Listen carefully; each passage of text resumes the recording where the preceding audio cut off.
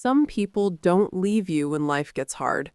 They leave after you've helped them survive it. She stood by him when he had nothing. No money, no stability, no direction.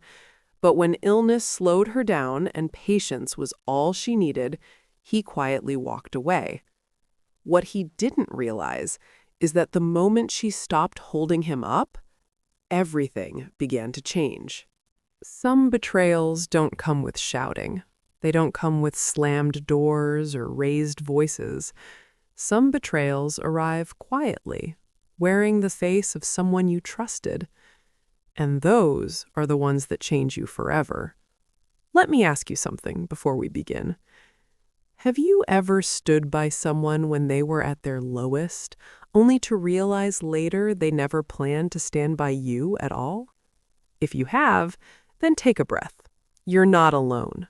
And this story might feel a little too familiar. When Margaret met Leon, he didn't have much to offer on paper.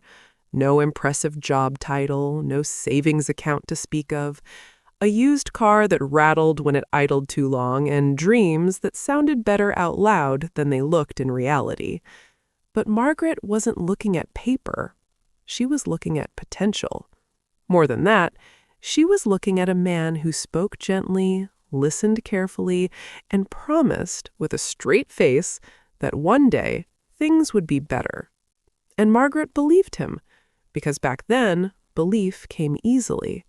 She was in her early 40s, already been through one marriage that taught her what loneliness inside a relationship feels like. She didn't need fireworks anymore. She wanted peace, consistency, someone who wouldn't run when life got uncomfortable.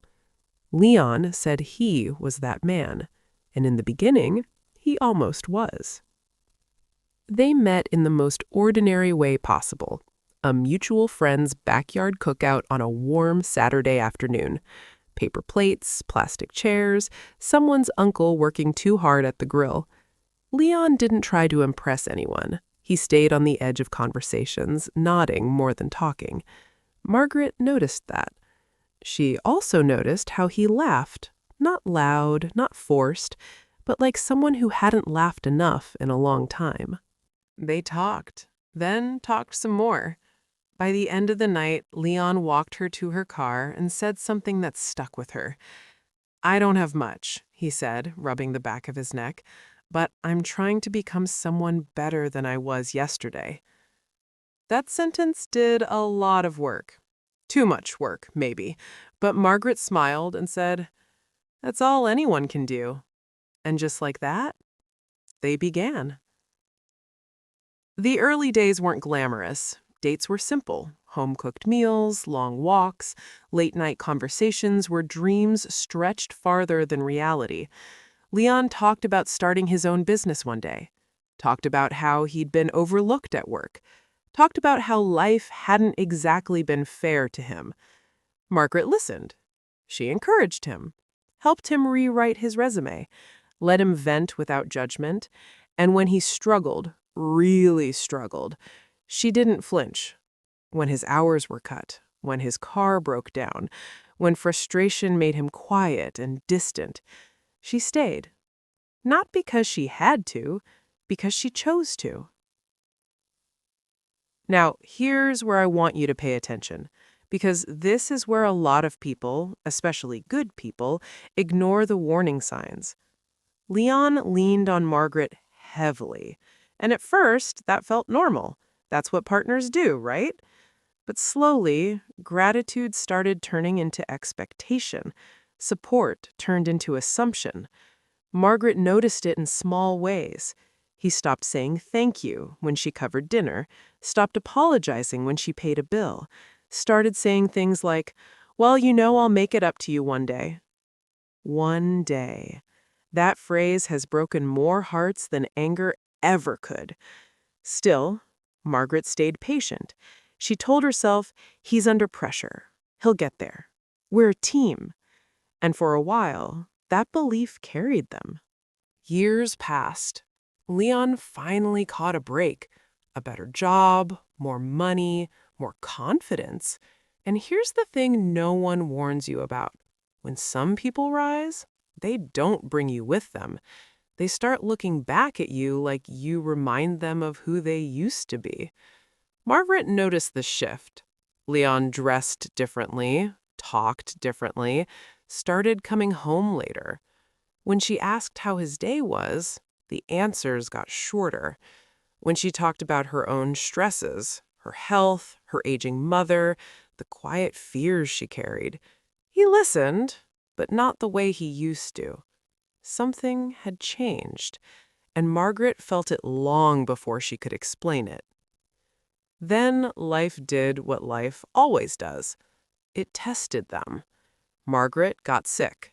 Not dramatic, not immediate, but serious enough to slow her down. Doctor visits, medication, fatigue that didn't go away with rest. She needed Leon. Not for money, not for grand gestures, just presence, patience, understanding. And this is where the story turns, because the man she stood by when he had nothing began pulling away when she needed him most. But how he left and what he didn't realize she had quietly built along the way, that's where everything changes. And that part is coming next. There's a kind of loneliness that doesn't come from being alone. It comes from being with someone who has already left you emotionally, but still sleeps on the other side of the bed. That was where Margaret found herself. Leon didn't announce his withdrawal. There was no argument, no dramatic confession. He just stopped showing up. At first, it was subtle. Leon stayed later at work, or at least that's what he said. When Margaret asked how his day went, he answered without looking up from his phone. "Same old," he'd say, or "You wouldn't understand." Now let's pause there for a second. You wouldn't understand. That sentence can quietly poison a relationship, because what it really means is, I've decided you don't matter enough to explain. Margaret felt it land every time he said it. Still, she didn't push. She was tired, physically, emotionally, mentally, and somewhere deep inside, she believed patience would bring him back. After all, hadn't patience worked before? Her health issues made simple things harder. Some mornings, getting out of bed felt like lifting bricks with her spine. Other days, the medication left her foggy and slow. She didn't complain much. She had learned, long ago, that older women are often expected to be strong in silence. But she needed help. Just small things, driving her to appointments, picking up prescriptions, sitting with her when the house felt too quiet. Leon did those things, at first, but each time there was an edge, a sigh, a glance at the clock, a reminder that he was busy. And slowly, Margaret stopped asking. That's another warning sign people ignore. When someone who used to ask for everything suddenly asks for nothing, they're not being strong, they're preparing to survive alone. Leon started spending more time away from home. Networking events, dinners with coworkers, weekend work trips that didn't quite add up. Margaret noticed the cologne. The new one she didn't recognize. She noticed how his phone stayed face down now, how he stepped outside to take calls. But here's the thing about Margaret. She wasn't naive. She had lived enough life to recognize emotional distance when it crept in. Still, she didn't accuse, because she wasn't afraid of the truth. She was afraid of confirming it. One evening, after a long day of doctor visits, Margaret sat at the kitchen table, papers spread out in front of her. Medical bills, insurance statements, numbers that didn't look friendly. Leon walked in, loosened his tie, and headed straight for the fridge. "Leon," she said softly, "I need to talk to you." He paused, just for a second. "What's wrong now?" he asked. Now? That word stung. She took a breath. I'm scared, she said. I don't know how long this recovery will take. I could really use... Before she could finish, Leon sighed. I can't do this every night, Margaret, he said. I'm already under enough pressure. Enough pressure. She looked at him. The same man who once leaned on her when his bank account hit zero. The same man who needed encouragement just to get out of bed some mornings. Now telling her that her fear was an inconvenience? Margaret nodded. Okay, she said quietly, and Leon took that as permission to walk away. That night, Margaret cried alone. Not loud, not dramatically, just tears slipping down her face as she stared at the ceiling. She wasn't crying because she was sick. She was crying because she finally understood. Leon wasn't leaving because she was weak. He was leaving because he no longer needed her strength. And that realization was heavier than any diagnosis. From that point on, Leon's presence became optional. He missed appointments, forgot medication schedules, stopped asking how she felt. And when she did speak up, he responded with irritation. You're always focusing on the negative, he said once. You need to be more positive. Have you ever noticed how people who abandon you often accuse you of being the problem? Margaret noticed. She just didn't argue anymore. Then came the conversation that changed everything. Leon sat across from her one Sunday afternoon, hands folded, expression calm. Too calm. I've been thinking, he said. I don't think this marriage is working anymore. Margaret didn't speak right away. She had imagined this moment, rehearsed it in her mind. Still, it felt unreal. You're leaving, she said, more statement than question. Leon nodded. I need space, he replied. I need to focus on my future. His future. Not theirs, not hers, just his. He didn't mention her illness, didn't mention the years she stood beside him.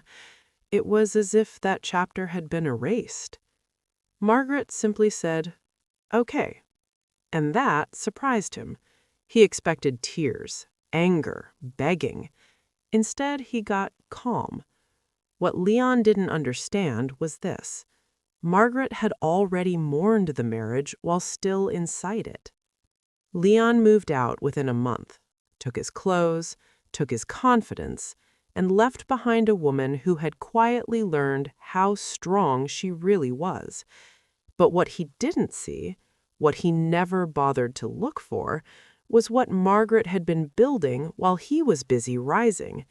Because while Leon was chasing success, Margaret was cultivating something far more powerful. And when the truth finally comes out, when Leon realizes what he walked away from, it will hit him harder than he ever expected. That reckoning is coming, and it starts with what Margaret did next. After Leon left, the house felt different. Not louder, not quieter, just empty in a new way. Margaret walked through the rooms slowly, not because she was weak, but because she was learning how to move forward without anyone leaning on her. There were no dramatic breakdowns, no angry phone calls, no social media posts. She didn't announce her pain to the world. She sat with it. And that quiet decision became the first sign of her strength. For the first few weeks, Margaret followed a simple routine. Wake up, take her medication, make tea instead of coffee. Her body couldn't handle caffeine anymore. Sit by the window and let the morning light settle her nerves. She allowed herself to grieve, but she did not allow herself to spiral. That's an important distinction. Grief acknowledges loss. Spiraling hands control over to it. Margaret refused to spiral. Here's something people don't talk about enough. When someone leaves you at your lowest, you don't just lose them. You lose the version of yourself that believed they would stay. Margaret felt that loss deeply, but instead of chasing Leon's absence, she turned inward. She asked herself questions she had been avoiding for years. When did I stop prioritizing my own stability? Why did I mistake loyalty for self-sacrifice? What did I build for him that I never built for myself? Those questions were uncomfortable, but they were honest. And honesty is where rebuilding begins. Margaret started small. She organized her finances, not because Leon left her in debt, but because she realized how much she had handled quietly for years. Bills, paperwork, planning. She met with a financial advisor for the first time in her life. Not because she was wealthy, but because she wanted clarity. And something surprising happened. She wasn't as vulnerable as she thought. The advisor looked at her numbers and said, "You're actually in better shape than most people your age." Margaret laughed softly. "Well," she replied, "I guess I've been preparing without knowing it." Her health slowly improved, not overnight, but with consistency. Doctor visits, gentle exercise, better rest. And here's the part that matters. Margaret didn't get stronger to prove anything to Leon. She got stronger because peace demanded it. While Margaret was rebuilding quietly, Leon was busy enjoying his freedom. At least, that's how it looked from the outside. New apartment, new routine, new people. He told friends the separation was mutual. He said Margaret changed. Have you noticed how people rewrite history to avoid facing their guilt? Leon was no exception. But guilt has a way of waiting patiently. Margaret stopped checking Leon's social media, stopped wondering who he was with, stopped replaying old conversations. She understood something important. Closure doesn't come from answers. It comes from acceptance. And Margaret accepted that Leon loved convenience more than commitment. That realization freed her. Months passed. Seasons changed. Margaret's days filled with things that had nothing to do with Leon. She volunteered at a local community center, started attending a weekly discussion group for older adults navigating life transitions, and something unexpected happened. People listened when Margaret spoke. They asked her for advice. They valued her calm presence.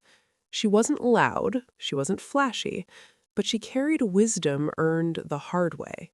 Hidden power has a quiet voice. One afternoon, during a group discussion, someone asked a question that lingered with her. How do you stay so calm after everything you've been through? Margaret paused. She thought about Leon, about betrayal, about illness. Then she answered honestly. Because panic never built anything, she said. But patience builds foundations. Those words weren't just wisdom. They were a declaration. Leon, meanwhile, started noticing something. The silence. Margaret wasn't calling, wasn't asking for help, wasn't checking in. At first, he felt relieved. Then, unsettled. He told himself she'd eventually reach out. She always did before.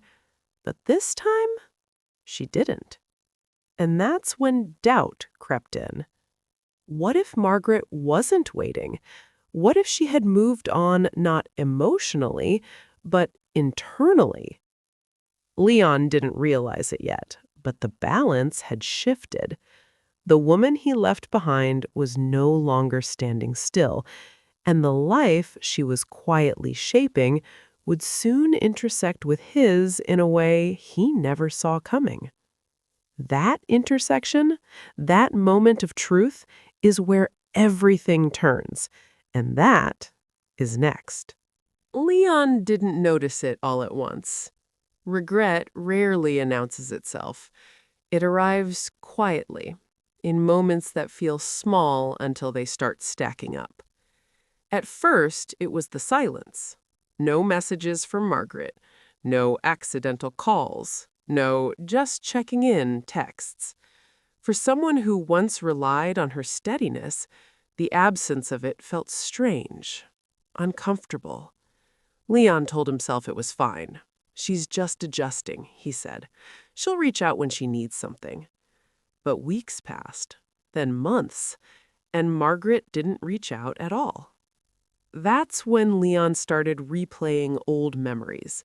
Not the bad ones, the good ones.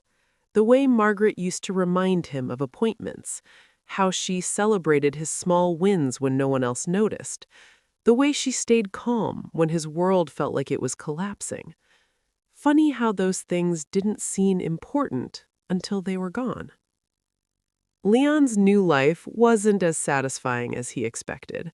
The job was demanding, the people were transactional, conversations stayed on the surface.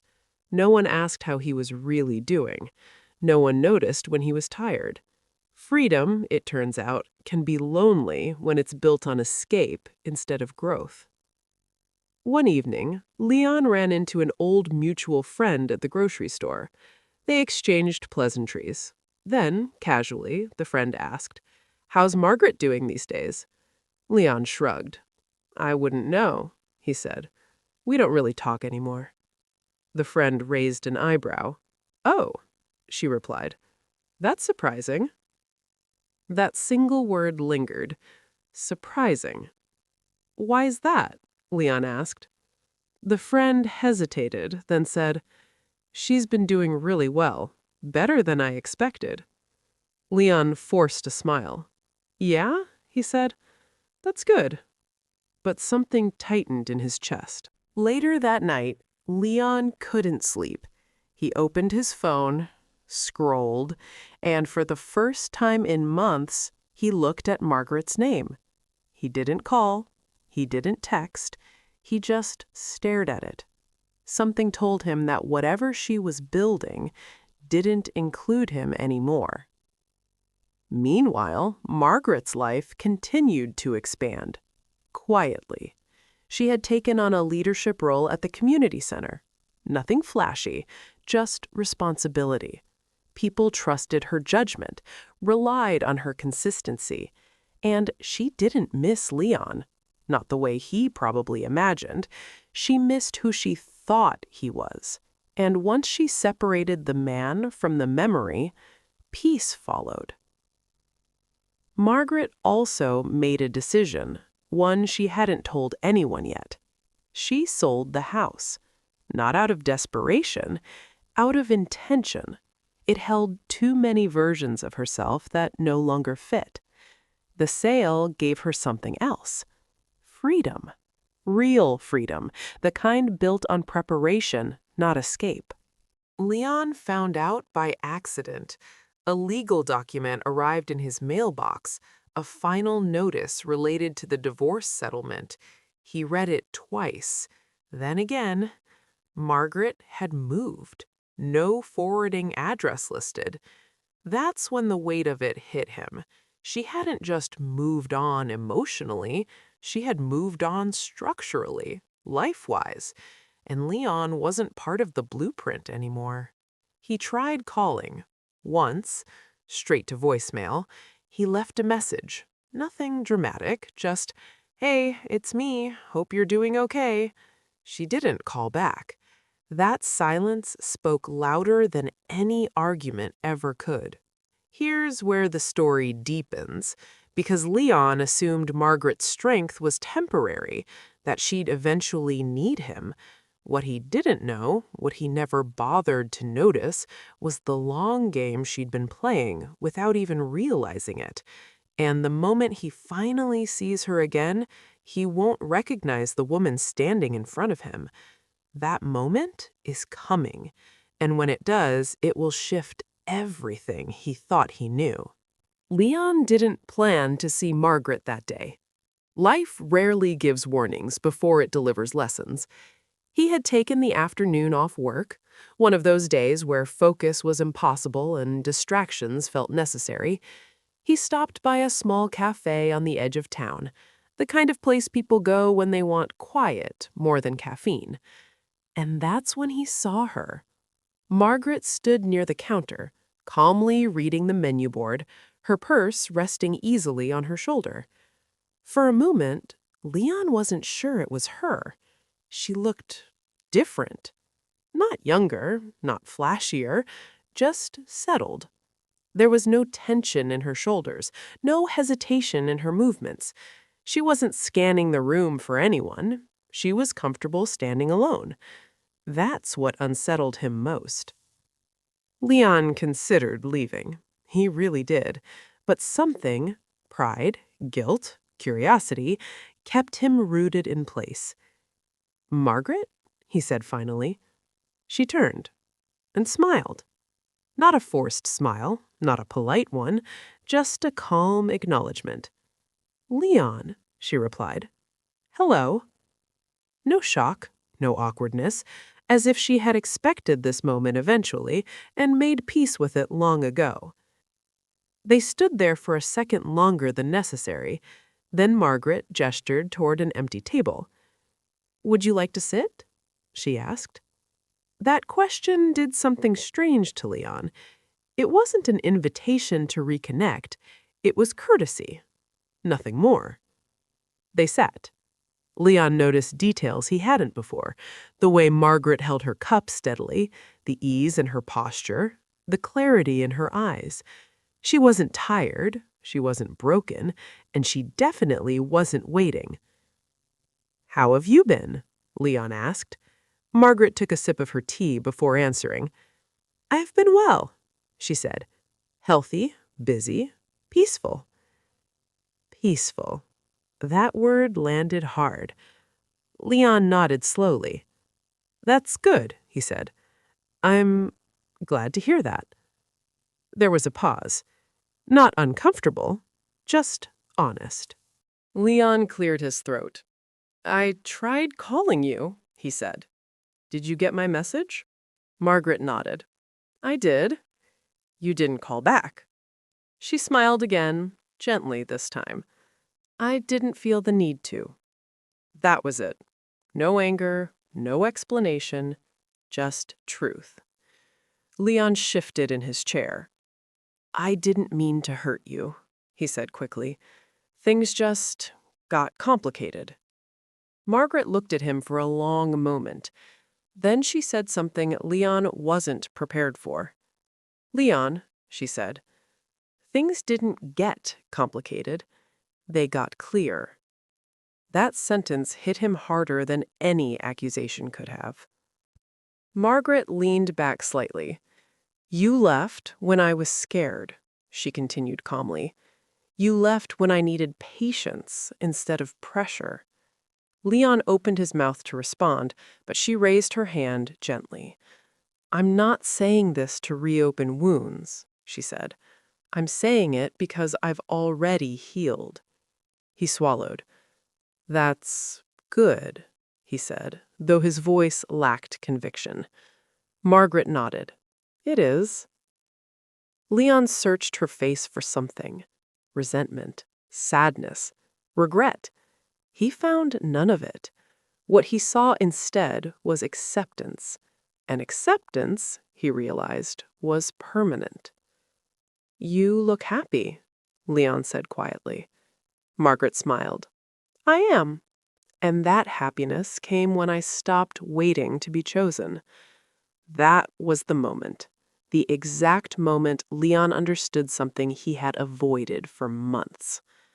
Margaret didn't rebuild her life to replace him. She rebuilt it to reclaim herself, and he was no longer part of that story. They finished their drinks in silence. Before standing, Margaret reached into her purse and placed a small envelope on the table. "This came to the house before I sold it," she said. "It's yours." Leon picked it up. Inside was a copy of an old loan agreement. The one Margaret had quietly co-signed years ago, the loan that helped Leon stabilize his life during his worst season.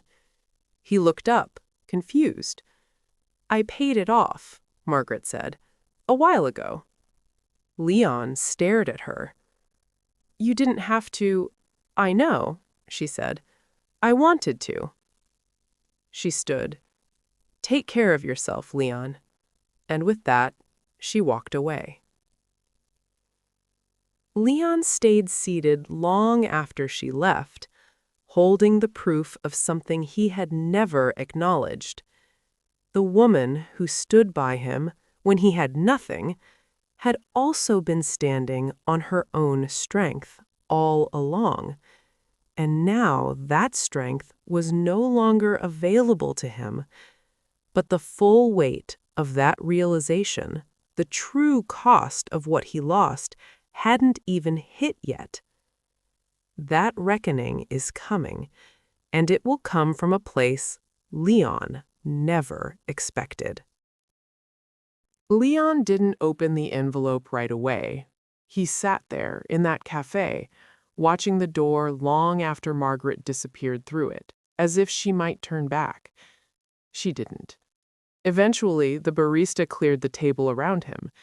Leon stood, envelope still in his hand, and walked out into the afternoon light. The world looked the same, but he felt smaller in it. That evening, Leon finally opened the envelope at home. Inside was more than just the loan document. There was a note. Margaret's handwriting was steady, unemotional, clear. "Leon, I helped you when you needed stability because that's who I am. I didn't do it to earn loyalty. I did it because love doesn't keep score. I hope one day you learn the difference between needing someone and valuing them. Take care. Margaret." Leon read it twice, then a third time. Something in his chest tightened. Not anger, regret. The kind that doesn't shout. The kind that sits with you when there's nothing left to distract you. For the first time, Leon began to truly remember. Margaret staying up late to help him plan. Margaret covering expenses without complaint. Margaret encouraging him when he felt invisible. He remembered the night she said she was scared and how he walked away. The weight of that moment settled on him now, heavy and permanent. Leon tried to justify his choices. He told himself he was overwhelmed, that he didn't know how to handle illness, that he needed space. But justifications crumble when faced with truth. Margaret hadn't asked him to fix her. She asked him to stay. And he couldn't. Days passed. Leon found himself distracted at work. Success no longer tasted the same. Promotions felt hollow. He realized something deeply uncomfortable. The life he built was standing on a foundation Margaret helped pour, and she would never benefit from it. That knowledge followed him everywhere. Leon considered calling her again, apologizing, explaining, but something stopped him. He finally understood. An apology doesn't restore access. It only acknowledges loss. And some doors, once closed peacefully, never reopen. Meanwhile, Margaret was settling into her new life, a smaller home, closer to community, closer to calm. She continued volunteering, continued mentoring, and she carried no bitterness. Bitterness would have tethered her to the past. She chose freedom instead. One evening, Margaret sat with a group of friends, laughing softly over dinner. Someone asked, "Do you ever regret staying as long as you did?" Margaret thought for a moment. Then she answered honestly. "No," she said. "I learned what loyalty costs and what it's worth." She smiled. I just won't spend it on someone who can't recognize its value. Leon's regret didn't ruin him. It taught him. But it taught him too late. And that is the quiet tragedy of this story. Not that he lost Margaret, but that he lost her after she had already given him everything he needed to become better. So here's the lesson, and this is for anyone listening who needs to hear it. If someone stands by you in the dark, don't abandon them in the light, because loyalty isn't loud. It doesn't demand recognition. But once it leaves, it never returns the same way. Margaret never looked back, and Leon never forgot. And that is the cost of leaving when someone needs you most. Life has a strange way of continuing even after something meaningful ends. Not dramatically, not ceremoniously, it just moves forward. Leon learned that the hard way. Months passed after the cafe encounter. From the outside, Leon's life looked successful. Stable job, decent income, quiet apartment. But something had shifted permanently. He noticed it in small moments, coming home to silence that felt heavier than before, making decisions without anyone to talk them through, realizing no one was waiting to hear how his day went. At first, he filled the space with distractions, work, noise, busyness. But distractions wear thin, and when they do, truth steps forward. Leon started seeing patterns he couldn't ignore anymore. Every time someone showed vulnerability, he felt uncomfortable. Every time someone needed patience, he pulled back. It dawned on him, slowly, painfully, he hadn't just left Margaret, he had abandoned intimacy, and now intimacy refused to come back. One night, Leon sat alone at his kitchen table, the same table where Margaret once organized bills and planned futures. He laughed softly to himself, not because something was funny, because something was clear. Margaret had been the steady part of his life, not because she controlled things, but because she cared enough to carry weight quietly, and he mistook that quiet strength for permanence. Here's something many people learn too late. Just because someone doesn't complain doesn't mean they aren't sacrificing. Just because someone stays calm doesn't mean they aren't hurting. Margaret never begged Leon to stay, and that's why he underestimated what he was losing. Meanwhile, Margaret continued living fully. She traveled. Nothing extravagant. Day trips, small towns, places where time moved slower. She took photos of sunsets, kept a small journal. In one entry, she wrote, "Peace feels like coming home to myself." That sentence summed up everything. Margaret didn't tell her story often. She didn't need to. But when she did, she told it without bitterness, and people listened, especially women who had spent years being strong for everyone but themselves. Margaret became proof of something powerful. You can be loyal without losing yourself. One afternoon, a younger woman at the community center asked her, "How did you know when it was time to stop waiting?" Margaret smiled gently. "I stopped waiting," she said, "when I realized waiting was costing me my health." That answer stayed with everyone in the room. Leon, on the other hand, carried a different lesson. He learned that success doesn't replace character, that ambition without loyalty creates hollow victories. He learned that the people who stay during your lowest moments are not guaranteed to stay forever, especially if you don't protect them.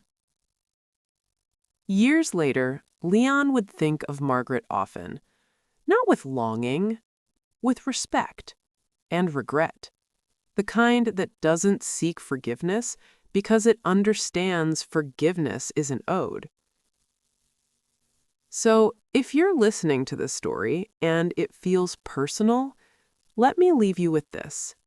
If you are the one who stayed, who gave patience, stability, loyalty, know this: your strength was never wasted.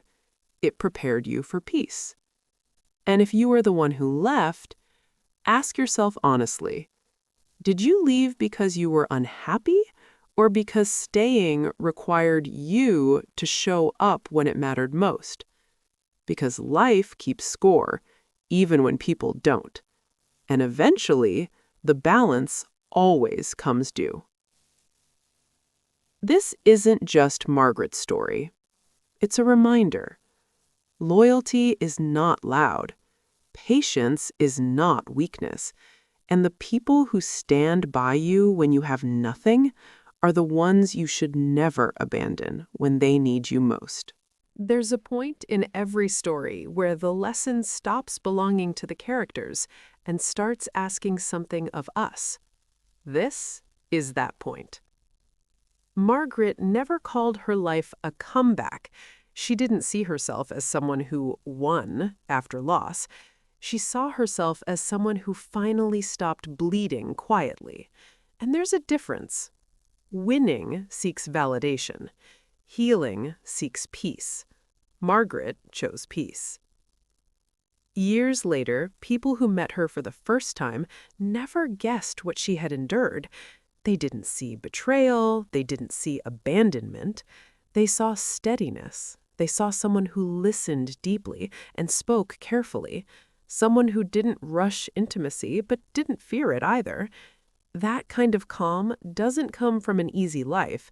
It comes from surviving one without becoming bitter. Leon, on the other hand, carried a quieter burden. Not punishment, not public failure, just awareness. He learned that leaving someone at their most vulnerable doesn't make you free. It makes you accountable to your own conscience. And conscience is a companion that never moves out. He never tried to rewrite the ending again, not out of pride, but because he finally understood something he missed when it mattered most. Love isn't proven when things are going well. It's proven when patience is required, when comfort disappears, when convenience fades, when staying costs something. That's where character shows up, or doesn't. Margaret used to say something quietly to herself whenever doubt tried to creep back in. She'd pause, take a breath, and remind herself, I did my part with integrity. That sentence gave her rest, because integrity doesn't demand recognition. It only asks that you live in a way you can stand behind later. Now, let me ask you something, and don't answer out loud. Just be honest with yourself. Are you the one who stayed or the one who left? If you stayed, and you're still standing, your loyalty was never foolish. It simply wasn't met, and that says nothing about your worth. If you left, ask yourself this: did you leave because the situation was unhealthy, or because it asked something of you that you weren't ready to give? There's no judgment here, only reflection, because reflection is how people grow without repeating the same story with different names. One last thought before we close. Some people enter your life to build with you. Others enter to reveal who you are under pressure. Margaret and Leon served their purpose in each other's lives, but only one of them learned the lesson in time to find peace. So wherever you are right now, sitting quietly, listening, remembering, know this: you don't need to chase closure. You don't need to prove loyalty. You don't need to wait for recognition from someone who already walked away. Peace comes when you stop negotiating with someone else's capacity and choose yourself without apology.